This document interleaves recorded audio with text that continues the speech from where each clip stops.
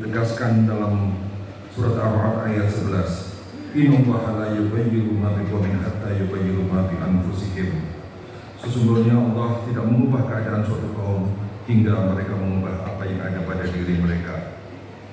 Mari kita rayakan kemenangan ini, dan Idul Fitri adalah momentum kembali kepada fitrah, kepada kesucian. Kesucian adalah modal untuk kita bergerak ke depan. Kehidupan harus terus kita jalani. Kesucian bukanlah status yang statis, melainkan status yang dinamis, karena kita kembali akan berdialektika dengan kehidupan nyata pasca Ramadan ini.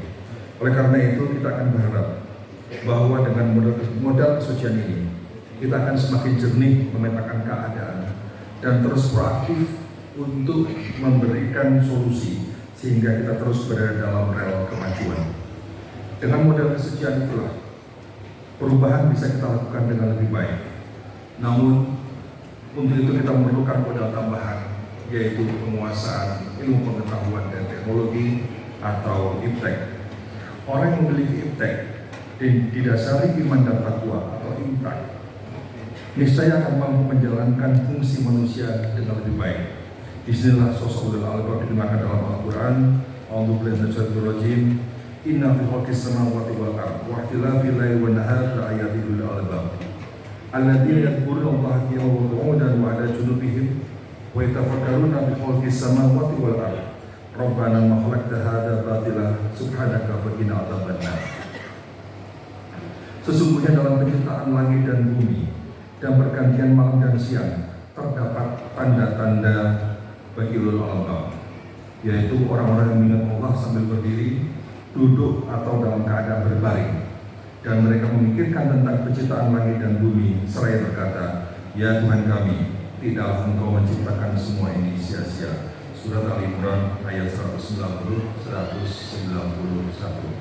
Hadirin yang dirahmati Allah SWT, dari ayat tersebut setidaknya ada dua komponen penting ulul albab, yaitu zikir dan fikir. Dua komponen ini menyatu, tidak terpisahkan. Jadi ulul albab adalah orang yang berzikir dan berpikir sekaligus. Mengapa zikir dan pikir harus berpadu sekaligus? Pertama, zikir adalah bentuk pengakuan akan kuasa Allah SWT, sehingga membuat kita ini harus berhati dan tidak boleh sombong dengan ilmu yang kita miliki. Hal ini karena Allah Maha berilmu, dan dalam surat Kahfi ayat 109 ditegaskan, "Qul kana al-bahru bidal kalimat Rabbi dan bidal bahru qablaan dan pada kalimat Rabbi walau jinna bimithlihi madada."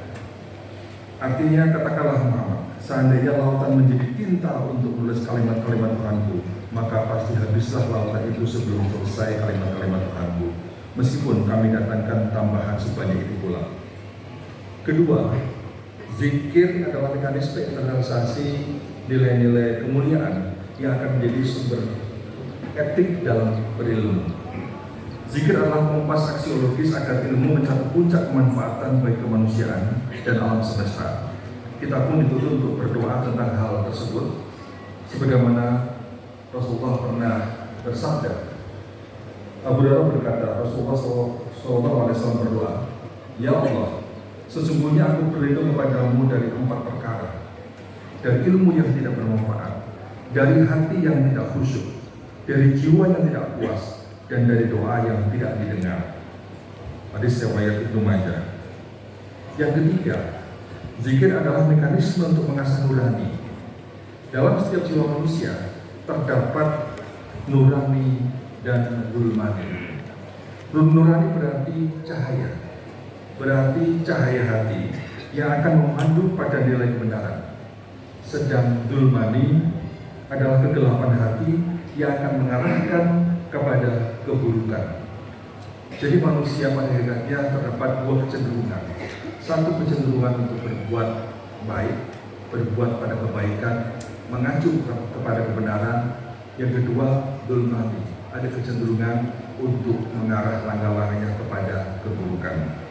Oleh karena itu dalam berilmu perlu diwarnai kecenderungan untuk berbuat baik. Oleh karena itu pentingnya kita berzikir, adalah dalam rangka untuk mengasah nurani agar cahaya hati kita terus terang benderang, agar cahaya hati kita itu terus mewarnai langkah-langkah kita, sehingga hati ini adalah aspek yang bisa memandu langkah-langkah kita dalam berilmu. Seperti ada sebuah pantun atau syair dalam bahasa Arab, ilmu ma'i aina martu tadfa'uni sodrin bi'a'un lahu labat nasuduki. Ilmu ma'i, ilmu selalu bersamaku. Aina martu tadfa'uni, kemanapun pergi selalu mengikutiku. Sodrin bi'a'un lahu labat nasuduki, dada adalah tempatnya, bukan di perut tempat ilmu itu. Itu menunjukkan bahwa dalam syair Arab itu ilmu adalah sesuatu yang harus dipandu dengan hati. Oleh karena itu, sekali lagi, zikir merupakan sebuah mekanisme yang sangat penting sekali untuk berkuat nurani kita, agar ilmu-ilmu yang kita gali adalah ilmu yang bermanfaat yang terus membawa kepada kebaikan. Yang keempat, zikir adalah navigator menuju ketenangan batin.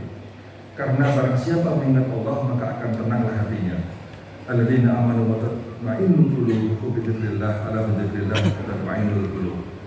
Orang-orang yang beriman dan hati mereka menjadi tentram dengan mengingat Allah. Ingatlah, hanya dengan mengingat Allah hati menjadi tentram. Ketenangan batin merupakan fondasi bagi menguatnya berpikir positif. Dan berpikir positif akan mengatasi keputusasaan dalam mencari dan menerapkan ilmu. Kesabaran dalam mencari ilmu juga menjadi keniscayaan kita. Tentu kita bisa belajar dari pengalaman percakapan Nabi Khidir dan percakapan Nabi Musa pada saat Nabi Musa berusaha untuk mendapatkan ilmu dari Nabi Khidir. Salah satu syarat Nabi Khidir membolehkan Nabi Musa untuk mengikuti langkah-langkah beliau adalah kuncinya kesabaran.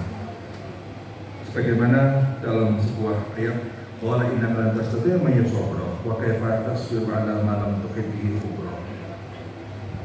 Artinya dia menjawab, sungguh engkau tidak akan sanggup sabar bersamaku. Dan bagaimana engkau akan dapat bersabar atas sesuatu sedangkan engkau belum mempunyai pengetahuan yang cukup tentang hal itu. Jadi kesabaran dalam hal ini, dalam mencari ilmu itu menjadi keniscayaan, dan zikir merupakan fondasi bagi kita untuk meningkatkan ketenangan, untuk berpikir positif dan bisa meningkatkan kesabaran kita dalam mencari ilmu. Yang kelima, zikir akan membuahkan keyakinan bahwa apa yang Allah ciptakan di dunia ini tidak ada yang sia-sia. Ayat 191 yang tadi saya bacakan sebagai jawaban atas doa Nabi Muhammad SAW yang ditanam oleh suku Quraisy. Suku Quraisy pada waktu itu bertanya kepada umat, kepada orang Yahudi, apa kelebihan ada kebesaran Musa? Maka orang itu menjawab, kebesaran adalah karena Musa itu punya tongkat yang sakti. Suku Quraisy kemudian bertanya kepada orang Nasrani, apa kelebihan dan kebesaran Nabi Isa? Mereka menjawab bahwa Nabi Isa bisa menghidupkan orang mati, Nabi Isa bisa menyembuhkan penyakit kusta. Kemudian Suku Quraisy datang kepada Rasulullah, apakah Rasulullah bisa menyulap bukit Sofa dan Marwah menjadi emas? Karena itulah ayat ini turun sebagai jawaban atas pertanyaan suku Quraisy kepada Nabi Muhammad SAW. Nabi Muhammad SAW. Dan Allah mengingatkan agar manusia selalu berpikir tentang penciptaan alam dan yakinlah bahwa semua ciptaan Allah tidak ada yang sia-sia. Bahwa bukit Sofa dan Marwah adalah sebuah alam yang juga tidak sia-sia diciptakan oleh Allah SWT. Oleh karena itu, terus sekalian, untuk membuktikan bahwa tidak ada satupun ciptaan Allah yang sia-sia, tentu diperlukan ilmu pengetahuan. Ilmu itulah yang